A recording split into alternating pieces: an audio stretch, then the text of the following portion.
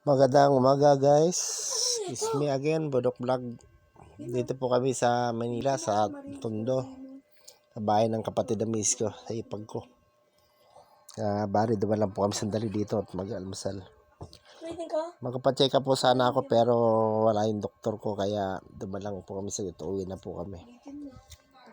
Ayan na po, nandito na po kami sa van. Nakasakay na po kami, pauwi ng Bulacan.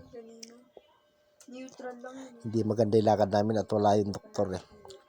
Hindi ko kasi natawagan yung sekretary para bago kami pumunta. Schedule po kasi ako nitong December 9. Hindi, akala namin andun siya. Medyo dismayado yung lakad namin.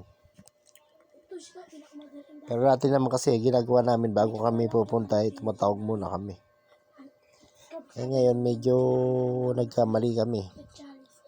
Pero okay lang. Bali babalik na ulit ako sa Sabado. Malayo kasi yung doktor ko dito sa Maynila. Wala ako kasi sa Bulacan ng doktor ko.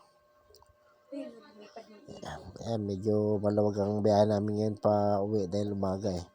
Kaya yun ang hinahabol din namin ang biyahe sa gusto namin makauwi ng umaga para walang traffic. Hanggang dito na lang ang aking video guys. Maraming salamat po. Bye bye.